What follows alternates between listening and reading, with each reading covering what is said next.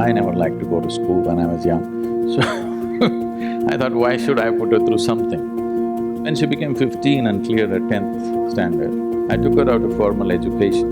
And then she said, "You're teaching everybody so many things, you're not teaching me anything." I said, "This is all you need to know."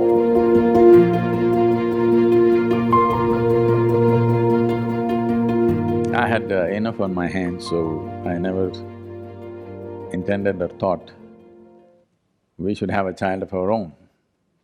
But my wife said at least one. I said, okay, one, only one. So that happened, and from the age of…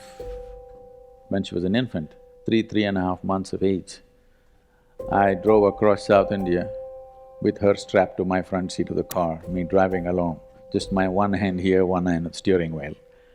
This was the time we were building Isha Foundation, so I traveled extensively, and she was traveling with me when she was 3.5 months old infant. So first 4 years she grew up in the car with me and in many people's homes. So she met thousands of people and she learned how to become a part of any home, anywhere, whether it's the most affluent home in the world or, a tribal home where just about anywhere I stayed, I made sure that she was exposed to everything. I didn't want her to develop prejudices or privileges of, choices of where to be and where not to be. And by the time she was 3 years of age, she at least knew 1,000 people by name, whom she considered her friends, definitely not her age, all grown-up people. So the tremendous exposure to people, and I thought I won't send her to school because I never liked to go to school when I was young. So I thought, why should I put her through something? Then the only thing I could not provide her is children of her own age. So I put her to a school which is not so competitive, not so pushy. So I looked for a school which was started by J. Krishnamurti, and I put her there so that it's easy. And I said, further you go easy on my girl, because I'm not going to look at a report card. I'm not going to ask which rank you are. I'm not going to ask what are you going to become. So don't have to bother about her marks, her academics. If she plays, if she eats well, I'm happy, she's growing up, she must eat well. If she plays well, if she laughs, if she sings, if she dances, I'm fine. I'm not concerned about this because when I was in school, every test, I was very consistent. I always got 6 zeros because I never wrote a word on any page. If they insisted, I wrote my name, otherwise I wouldn't write.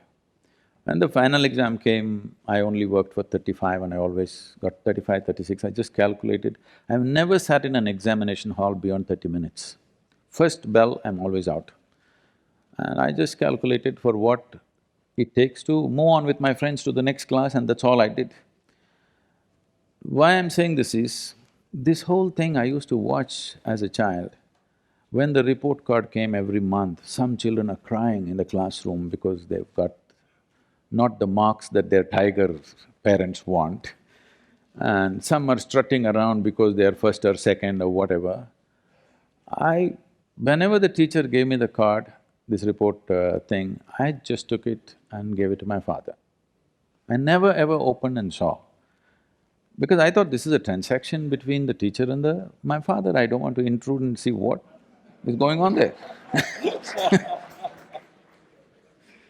So I particularly requested the principal of the school, don't worry about my girl's education, I just want her to be with children of her age group. She eats well, just make sure she eats well, that's my only concern. She eats well, she's playing, she's laughing, she's jumping and dancing, I'm fine with this.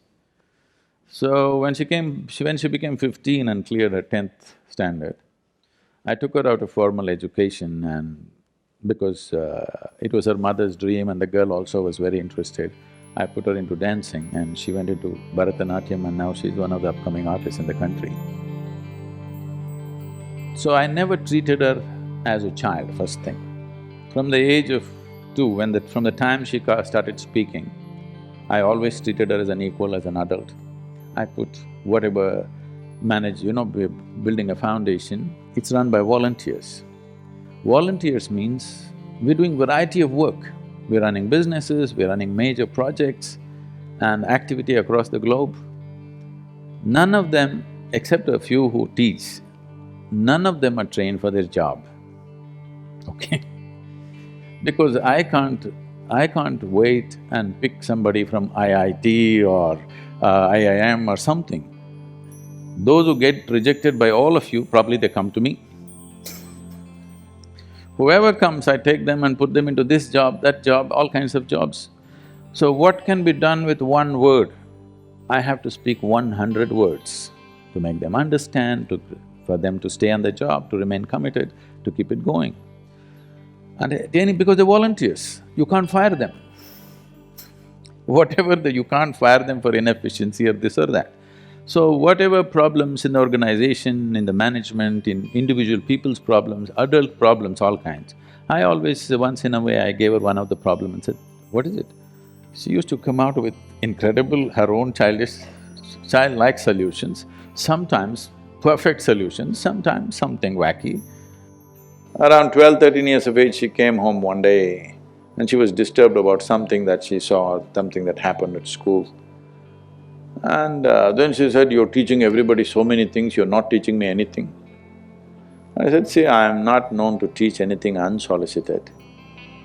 Here you have come, now sit down. Said, this is all you need to know, you never look up to anybody. Eyebrows rising, that what about you? I said, especially me, because the value of who I am is only if you see me the way I am. If you look up to me, you will nail me to the wall and maybe smoke me, light an incense or put a mala around me and forget about me. This is not going to change your life in any way. You must just see me the way I am. You must see me just for what I am, then I'm of immense value to you. But if you look up to me, you will miss it. So never look up to anybody, never look down on anybody. If you do this one thing, you will see everything just the way it is. Only if you see things the way they are, you can navigate effortlessly, isn't it so? This is so with life also. Only if you see everything just the way it is, you can navigate through life effortlessly. This is all the ability you need to give to your child. So I always treat it as an adult, never trying to place myself above her. This is the fundamental management I did, that she need not look up to anybody, nor look down to anybody. Just look at level, at everything the way it is. Just learning to see life just the way it is. Looking up is a lie, looking down is a lie. Looking up is coming from a certain prejudice, looking down is coming from a certain prejudice. Being able to treat every life, everything, whatever it is, this is our culture, I want you to understand. It doesn't matter if a paper, just a sheet of paper, when we were growing up, one paper, you cannot step on it. Yes? Yes or no? Many of you have grown up like this in your homes. Just a printed paper, it's nothing, maybe the news is rubbish, but you're not supposed to step on it because you educate yourself through that. If you want to step on the earth, you bow down to it. You don't look up to something or look down to something. What you do to your God, you do to everything. This, not talking about in any cultural or religious way, simply I brought it forth in her life and I think it's worked out wonderfully well for her.